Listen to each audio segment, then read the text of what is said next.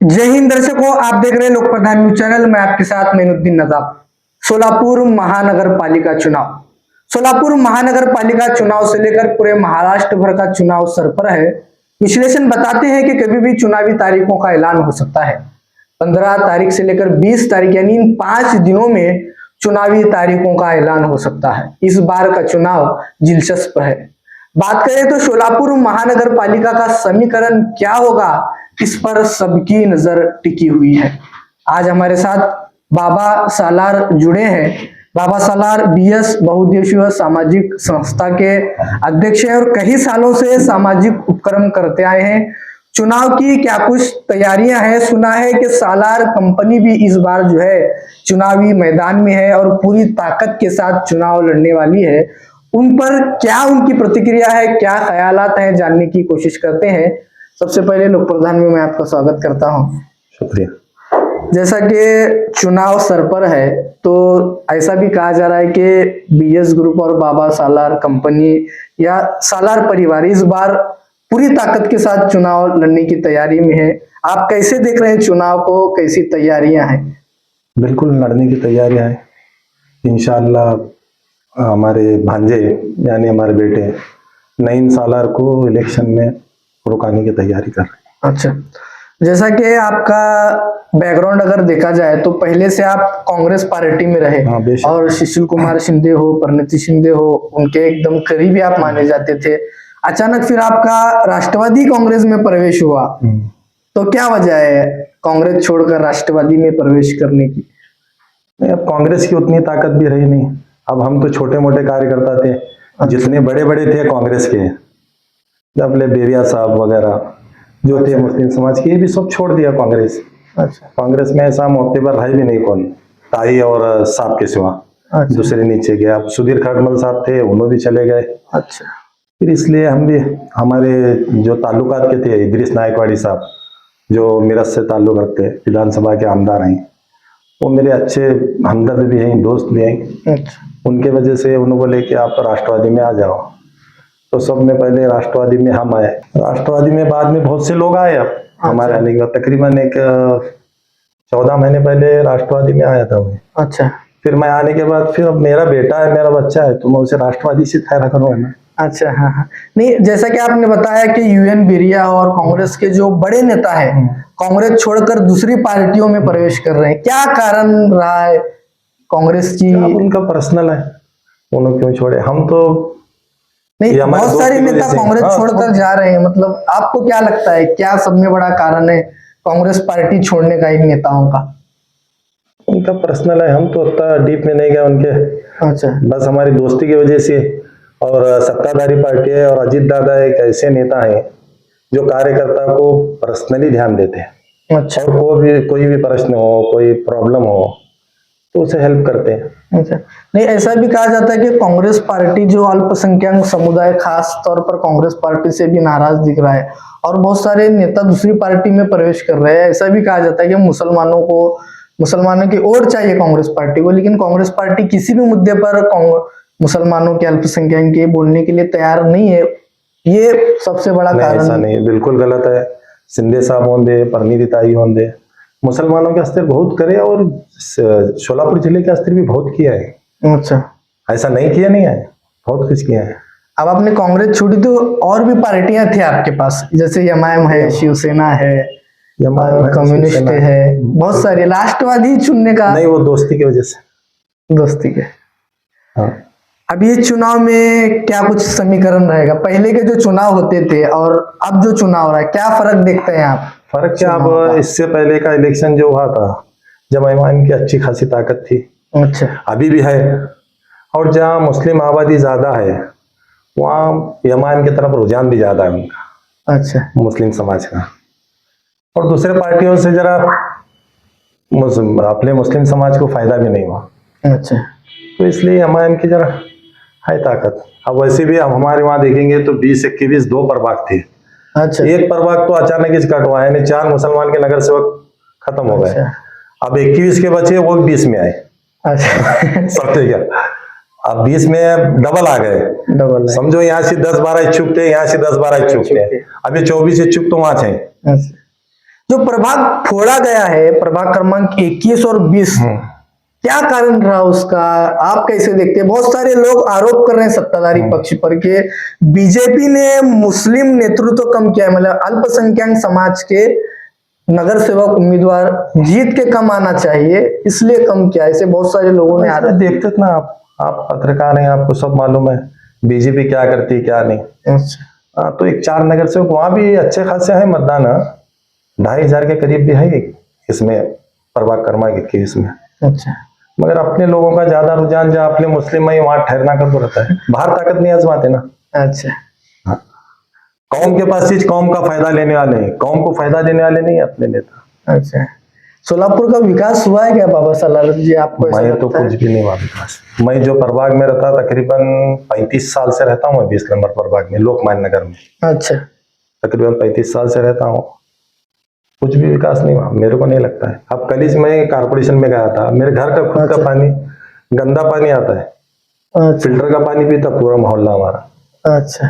कल जाके फिर वो साहब को मिलने के बाद साहब आज भेजे वो गटार वगैरह साफ करे। जो पाइपलाइन में लीक हुई उसमें गटार का पानी मिक्स होकर पूरे मोहल्ले को आता है।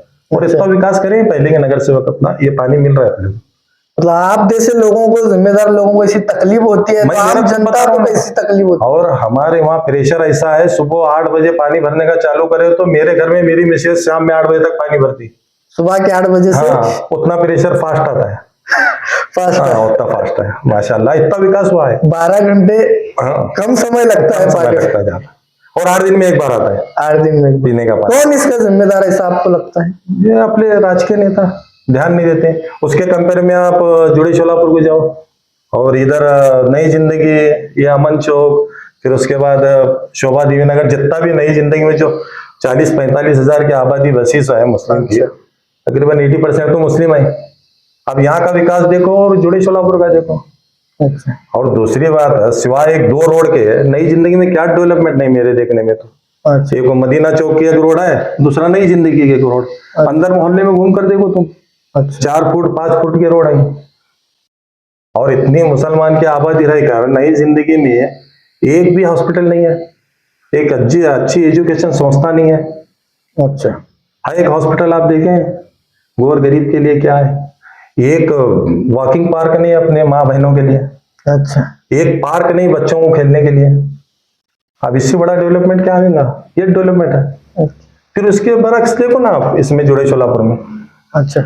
कितने ओपन स्पेस में कितनी एमिनिटीज रखे हैं, कितने बच्चों को खेलने का स्थिर ग्राउंड है। अब पूरी नई जिंदगी के एरिया में आप देखेंगे प्रभाग में तो एक 10,000 स्क्वायर फुट का प्ले ग्राउंड बताओ कहाँ आएगा? अच्छा। मैं बोल रहा हूँ करके नहीं, आप भी रिसर्च करो ना, जरा देखो ना। अभी जैसा कि आपने बताया कि प्रभाग क्रमांक जो 20 है उसका विकास नहीं हुआ है, ऐसी समस्या जो बड़ी है 3 समस्या, क्या लगती है आपको कि जो लोगों की पूरी होनी चाहिए? समस्या तो लोग भी आप परिवर्तन चाहते हैं ना, चेंजिंग चाहते लोग। अच्छा। बोर हो गए ये लोगों को देख देख के, 20-25 साल से इनको देख रहे हैं, विकास बोर होता है ना। विकास नहीं करे। विकास में बता दो ना आपको, ये विकास है। मैं बोल रहा हूँ करके मत, आप पर्सनली रिसर्च करो वहां। पर्सनली आपके जो हैं लोगों को भेजो। एक वॉकिंग ट्रैक है क्या बताओ पूरे नई जिंदगी में अपने माँ बहनों को फिरने के लिए? अच्छा। वो आश्रय के रोड पर फिरते हैं, फिर ये सिद्धेश्वर मंदिर के इधर घूमते हैं। अच्छा। आप भी देखे रहेंगे फजर की नमाज के बाद। सही है। ये फिर इतनी बड़ी मुसलमानों की आबादी होने के बाद वहां ये चीज रखना चाहिए कि नहीं अपने लोग? सही है ना। तो जैसा कि अभी मान लो प्रभाग क्रमांक 20 में भी आपके जो परिवार के सदस्य हैं नयूम सालार, उनका नाम बड़े जोरों शोरों से चल रहा है। कैसी तैयारियां प्रभाग क्रमांक 20 को लेकर? हम भी हमारा पैनल तैयार करें। एक तो मेरा बेटा है, 2 लेडीज भी है मेरे पास। अच्छा। और एक दूसरा जेंट्स भी है। सालार नहीं परिवार के? नहीं परिवार के नहीं, मतलब है बस। हाँ है कौन से? बस सालार के 4-4 का पैनल लिया तो परेशान हो जाएंगे ना। इनो एक सालार का बस है, एक काफी है। हाँ एक काफी है माशाल्लाह। मतलब अभी नयूम सालार जो है प्रभाग क्रमांक 20 से चुनाव लड़ने वाले तय है क्या? हाँ तय है। मैं उधर ही से रहता हूँ, 30 साल दिया हूँ मैं, 30-35 साल वहाँ। अच्छा। और वो एरिया में हमारे लोग हैं, हमारी इतनी बड़ी फैमिली है, हमारी बेटियां दिए हैं। फिर वहाँ के लोग हैं जो हमारे पर्सनली जो चाहने वाले लोग हैं। अच्छा। वहाँ काम हुआ है हमारा। 14 में नहीं आकर के ऐसा नहीं है, 14 में माशाल्लाह मजबूत है अपना। पर भी मेरा ख्याल जरा 20 में ज्यादा है। नहीं, कुछ दिनों पहले वीडियो वायरल हुआ था सोशल मीडिया पर, मीडिया के पास भी वो वीडियो आया कि कुछ समर्थन जो है नयूम सालार के आकर इमरान सालार को मिलते हैं और ये बात कहते हैं कि प्रभाग क्रमांक 14 से आप नयूम सालार को चुनावी मैदान में उतारो। तो उन्होंने आपका नाम लिया, बाबा सालार जो कहेंगे मेरा उस पर। पर्सनली जो है मैं 20 में लड़ाऊंगा। फिर 14 की तरफ भी देखेंगे वहां से, दूसरे बहुत ही सालार में। हाँ, मतलब वहां से भी तैयारी है। जैसे हालात आते वैसा। अभी क्या इलेक्शन लंबा है, अभी डिक्लेयर भी नहीं हुआ। अभी 15-16 तारीख को डिक्लेयर, समय बहुत कम है अपने पास। कम है बहुत। ऐसा लगता है आपको? है बहुत बहुत वक्त है। और फैमिली बढ़िया है, कार्यकर्ता ज्यादा है, बच्चे लोग ज्यादा हैं, और अपने किसी ढूंढते फिरने की जरूरत नहीं है। तू आ मेरे साथ पैनल में, तू आ, ऑलरेडी हमारा पैनल तैयार है। कौन सी पार्टी से तैयार है? राष्ट्रवादी से हम वहां से करेंगे ना, अजीत दादागढ़ से। हाँ, अगर टिकट नहीं मिला तो भूमिका आपकी? देखेंगे, बहुत बढ़िया है। बढ़िया है कि थोड़ी टिकट, अब तो बहुत पार्टियां हैं, कैंडिडेट कम है, पार्टी बहुत है, बहुत पार्टियां हैं। सिर्फ कांग्रेस ही चेक है। हाँ। राष्ट्रवादी की दुआएं, शिवसेना की दुआएं, बीजेपी की है, अच्छा। फिर अपने प्रहार भी है, बहुत ही पार्टियां। पहले कम थे, एमआईएम है। हाँ, मतलब आपको टिकट नहीं मिला तो दूसरी पार्टी से भी हाँ, चुनाव बिल्कुल लड़ाएंगे। पूरी तैयारी है, मतलब हाँ, चुनाव तैयारी है, बिल्कुल लड़ने की तैयारी है। क्योंकि जिस वक्त मैं राष्ट्रवादी में प्रवेश करा था, तब हमारे संतोष भाई पवार, ये जुबेर भाई, इन्होंने कमिटमेंट करे थे 20-21 प्रभाग की जिम्मेदारी तुमको देंगे घर को। अच्छा।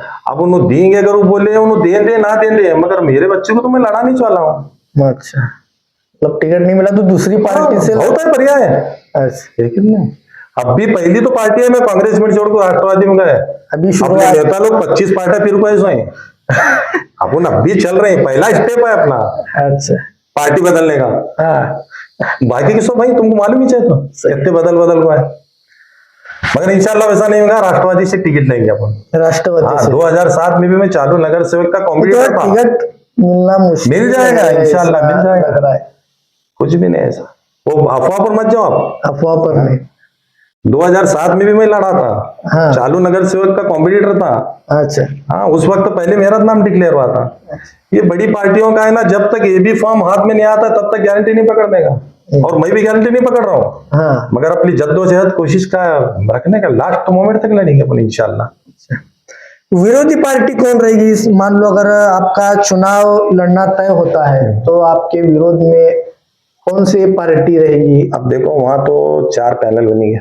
अच्छा। एक राष्ट्रवादी का है, एमआईएम का है, फिर उसके बाद कांग्रेस का है, फिर और या पहले शरद पवार जी पवार, उनका एक पैनल बनेगा। 4 पैनल तो ये फिक्स है। फिर बीजेपी का, शिवसेना के, इससे पहले जब के इलेक्शन थे, मैं वहां का रहवासी हूँ, बीजेपी का कैंडिडेट नहीं ठहरते थे उधर। अच्छा। अब उनके भी 13-14 हजार मतदान है, उनका भी पैनल आ सकता है, शिवसेना का भी आ सकता है। अच्छा। मगर कॉम्पिटिटर के हिसाब से अगर ताकतवर देखे तो मुस्लिम समाज जहाँ है वहाँ एमआईएम है। अच्छा, ये एक्सेप्ट करना चाहिए, तुमको भी मेरे को भी, आप भी जानते ज्यादा। फिर ऐसा नहीं लगता कि एमआईएम के सामने थोड़ा सा मुश्किल है चुनाव? नहीं, ये चुनाव है, लड़ेंगे। हार जीत का फैसला तो अल्लाह करने वाला है, कोशिश अपन करने का है। मतदान के दिलों में डालना करना वो अल्लाह की मसलियत है। मगर ये देखेंगे हालात तो एमआईएम के अच्छे हालात हैं। हाँ। और बाबा मिस्त्री भी एमआईएम से किस्मत आजमाते नहीं बाबा सालार? नहीं, ऐसा नहीं, अब मेरी पार्टी है ना। अब हमारी पार्टी क्या बोलती देखेंगे। मतलब एमआईएम पार्टी का अगर रुझान अगर देखा जाए तो मुस्लिम वोटरों में, जैसा कि आपने बताया, ज्यादा है, तो सबसे पहले एमआईएम एक रास्ता था आपके पास? था भाई, नहीं था, मैं गया वो है नहीं। आगे देखेंगे, आगे है, वक्त है, अभी बहुत है। कौन से मुद्दों को लेकर चुनाव में आप जाएंगे? क्या मुद्दे हैं आपके पास? डेवलपमेंट के, विकास के। अब मैं बताया ना, कुछ भी विकास नहीं हुआ। एक ओपन स्पेस नहीं, पानी का प्रॉब्लम है, सरकारी संडासा नहीं है, रोड नहीं है, एजुकेशन नहीं है, बड़े हॉस्पिटल नहीं है। अच्छा। वहां के एरिया के हद तक है, सिटी में है। सिटी में। और जितने दूसरे समाज के देखो, कंपेयर में मुस्लिम समाज छोड़ के दूसरे समाज के देखो संस्था कैसे है। ये शोलापुर रुग्णालय देखो कैसा है डेवलपमेंट। अच्छा। प्रॉफिट अपने समाज का एक वो सेंट्रल हॉस्पिटल एक है। अच्छा। एक वो अल फैज है, जो पूरे सुविधा से लस नहीं है। जितनी सुविधा होना चाहिए, इतनी बड़ी आबादी है मुसलमानों की, इनके लिए एक बड़ा हॉस्पिटल चाहिए, एजुकेशन संस्था चाहिए। अब जितनी भी संस्थाएं आपस में लड़ रही हैं, आप सुनते रहेंगे, पांगल स्कूल है, सोशल स्कूल है, कॉलेजेस हैं। सोशल कॉलेज इतनी बड़ी रहने के बावजूद अपन आपस में लड़कर उसके डेवलपमेंट से रुक गए हैं। तो इससे तकलीफ अपने नस्ल को हो रही ना, अपने बच्चों को जो एजुकेशन से महरूम है। अभी प्रभाग क्रमांक 14 के क्या बड़े मुद्दे हैं, 3 आपको ऐसा लगता है? 20 14 की तरफ तो मैं बैठा हूँ, मेरे हाफिज भी यहाँ 6 है। हाँ, मगर मेरा ज्यादा रुझान 20 में है, क्योंकि मैं वहां रहवासी हूँ। नहीं मतलब आप तो वहाँ इलेक्शन लड़ेंगे, लेकिन प्रभाग क्रमांक 14 में आपके ऑफिस है, जनसंपर्क है, और सालार कंपनी और बिरादरी भी यहाँ रहती है। कंपनी नहीं, जरा खानदान करके बोला अच्छा। हाँ, कंपनी का तो एक एक्वर्ड होता है। अच्छा, मैं भी एक एजुकेटेड हूँ, जरा मुझे ऐसा अलग लगता है कंपनी करो बोले ना जरा। तो मतलब क्या मुद्दे हैं प्रभाग 14 के? सेम ये चाहिए। यहाँ भी क्या डेवलपमेंट हुआ है आप तो देखते हैं, अब अपनी ऑफिस भी 14 में है ना, ये क्या डेवलपमेंट है यहाँ? 3 बड़े मुद्दे 14 के ये चाहिए ना, रोड नहीं, पानी का प्रॉब्लम है, गंदगी का बहुत प्रॉब्लम है, साफ सफाई होती नहीं। अब नगर सेवक को ये मुद्दे मिलने वाले हैं क्या? आमदार खासदार है, बड़े बड़े मुद्दे लेना, गली के मोहल्ले के मुद्दे, माँ बहनों के काम रहने वाले। सही है, नगर सेवक के इलेक्शन में ये काम सही है, है। इससे बाहर जाकर कुछ नहीं कर सकते। हाँ, फिर वो आमदार खासदार को उनको बड़े मुद्दे रहते हैं। अब सबसे बड़ा अब अपने कौम के अस्थिर एजुकेशन का मुद्दा है, एक बड़ा हॉस्पिटल होना, कब्रस्तान नहीं है वहाँ। नई जिंदगी में इतनी बड़ी आबादी रहते हुए यहाँ आने का जड़े साहब को, लेकिन मोदी कब्रस्तान को आना। अब वो कब्रस्तान को जगह भी सैंक्शन नहीं हुआ है, क्या क्या वहां करो सुनने में आता है, क्या क्या सुनने में, मैं ऐसा मट्टी बेच कर ये बेच कर सुनते चो, हमें क्या बोलने का, मगर कब्रस्तान तो बात नहीं अभी तक। हाँ, ये सब चीजें हैं, मायने रखते हैं।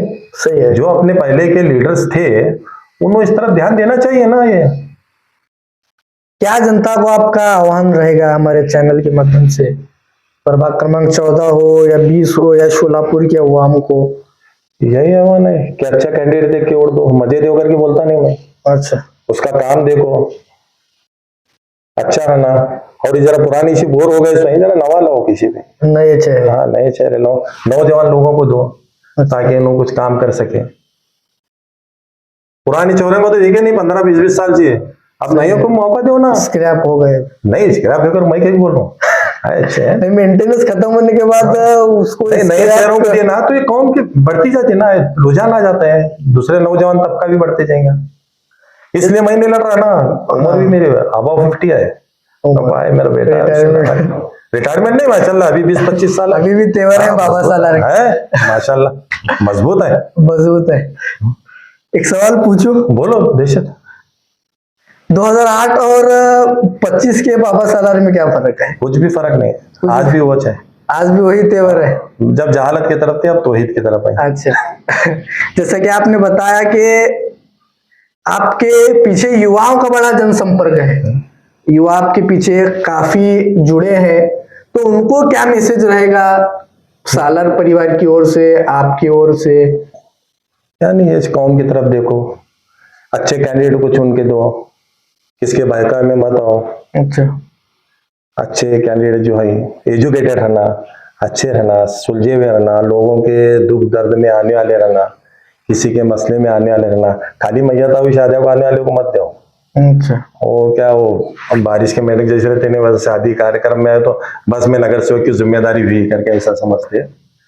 उससे हटकर गोर गरीब के काम में आना, अच्छे हॉस्पिटल के बारे में सोचो, अच्छा, उर्दू घर का बनाए उसका डेवलपमेंट के बारे में सोचो, अच्छा, एजुकेशन संस्था बनाओ, कब्रस्तान का देखो, दरगाहों का देखो, अच्छा, ईदगाहों का देखो क्या हालत हो रही। अच्छा, ये सब चीजों के बारे में जो सोचने वाले हैं उनके बारे में, उनके तरफ जरा रुझान ज्यादा ना, नौजवान तबकों का, नौजवान, क्योंकि नौजवान आपसे काफी जुड़ा है। मैं नौजवान को यही बता दूं, जो सही है सोचो उसके बारे में, उसका बैकग्राउंड देखो, उन्हें क्या है क्या नहीं, फिर बात में उसे फैसला, तुम उनके हाथ में फैसला है। अच्छा, हाँ, फतेह और शिकस्त अल्लाह के हाथ में है, मगर जरिया तो यही बनने वाले ना, नौजवान ही बनेंगे जरिया। रैपिड फायर क्वेश्चन की हम बाबा सालार जी से शुरुआत करते हैं। बाबा सालार जी, आप शोलापुर के एक जिम्मेदार हैं, और सोलापुर महानगर पालिका में बेहतर नगर सेवक के तौर पर आपने किसको देखा है अब तक के कार्यकाल में? अपने इसमें ऐसे कोई खास देखने में नहीं मिले अपने समाज में। तो दूसरे मतलब ऑल ओवर सोलापुर महानगर सोलापुर का पालिका डेवलपमेंट देखो और अपने मुस्लिम इलाकों का डेवलपमेंट देखो, विकास देखो, फिर इसे कंपेयर करो कि वो बेटर है कि हमारे बेटर थे। अच्छा, हाँ, नहीं एक नगर सेवक जो आपके कार्यकाल में नहीं ऐसे कुछ खास नजर नहीं।